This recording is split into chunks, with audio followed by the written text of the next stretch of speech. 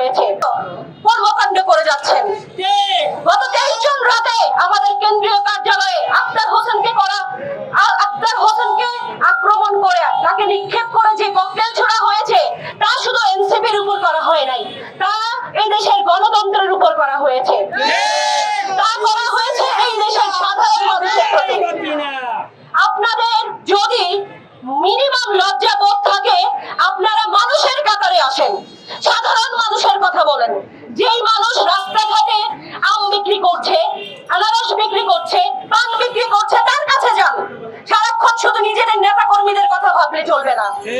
আমরা দেখেন আমাদের বিভিন্ন পেশা থেকে আজকে আমরা এনসিপি কেন করতে এসেছি, আপনারা আমাদের রাজনীতি দেখে শিখেন।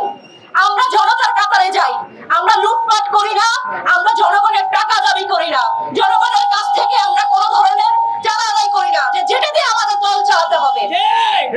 আমরা শুধু সাধারণ মানুষের পাশেই থাকতে চাই, যেই মানুষ এই বাংলাদেশের নাগরিক, যার সুস্থভাবে বাঁচার অধিকার আছে। আপনারা যারা মানুষকে জিম্মি করে রেখেছেন তাদেরকে বলতে চাই, আপনারা এনসিপি কে কুলুষিত করার জন্য অনলাইন অফলাইনে যেভাবে লেগে পড়েছেন, এটা আপনাদের জন্য অশনি সংকেত।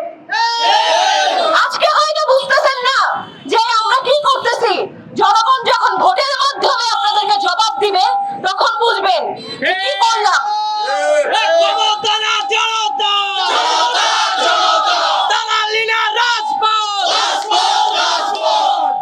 যেহেতু গত 23 জুন আমাদের কেন্দ্রীয় কার্যালয়ের সামনে ককটেল বিস্ফোরণ হয়েছে, আমি মনে করি বাংলাদেশের আসলে কেউ নিরাপদ নয়।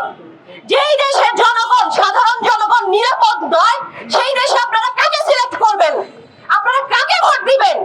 আপনারা ভোটের পরিবেশ নিশ্চিত করার জন্য আমাদের যত রাজনৈতিক ভাই বন্ধুরা আছে, রাজনৈতিক যারা বন্ধুরা আছে, তাদের প্রতি আপনারা সাধারণ জনগণ প্রশ্ন ছুড়ে দেন, আপনারা কি আমাদেরকে নিরাপদ বাংলাদেশ দিতে পারবেন? শেখ হাসিনা যে রাষ্ট্র কায়েম করে গেছে তার থেকে নিরাপদ রাষ্ট্র দিতে পারলে আমরা আপনাদেরকে ভোটে জয়ী করব। আপনারা তাদের কাছ থেকে অঙ্গীকার আদায় করেন। সাধারণ মানুষ, আপনারা ভোটের মালিক, আপনারা এই দেশের মালিক। আপনারা, আমরা ছোট দল হতে পারি, আমাদেরকে আপনাদের পাশে পাবেন। আমরা আপনাদেরকে কথা দিচ্ছি, আমরা আপনাদের সাথে লুটপাটের রাজনীতিতে যাব না, আমরা আপনাদেরকে মামলা হামলা করব না, আপনারা আমাদের কাছে নিরাপদ।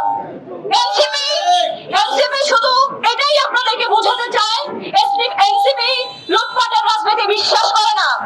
এনসিপি বিশ্বাস করে নতুন বাংলাদেশের, যেখানে মানুষের সুযোগের সমতা থাকবে, মানুষের জীবনযাত্রার মান নিরাপদ থাকবে, মানুষকে মানুষ মানুষ ভাববে, এখানে কোন ধরনের কোনো নিপীড়ন চলবে না। আমরা এই নিপীড়নের বিরুদ্ধে খাগড়াছড়ির এনসিপি, জেলা এনসিপি আমরা প্রতিবাদ জানাই। আজকে একটা মেসেজ আমি প্রশাসনকে এবং আমাদের বর্তমান অন্তর্বর্তীকালীন সরকারকে দিতে চাই, আপনারা যেভাবে সহজভাবে ভাবছেন সবকিছু কিন্তু এত সহজ নয়, এত সহজ হতে দিবেন না। আমাদের উপর যে কালো ছায়া ভর করে আছে তারা কিন্তু অনলাইনে অফলাইনে অ্যাক্টিভ হয়ে গেছে। আমাদের যেই সকল রাজনৈতিক ভাই আছে তাদেরকে আমাদের বিরুদ্ধে উস্কে দিচ্ছে। তাই আমি বলবো সকল রাজনৈতিক দলকে এবং যারা জুলাই ঐক্য ছিল সবাই এখন আপনাদের সবাইকে মিলে অপশক্তিকে রুখে দিতে হবে।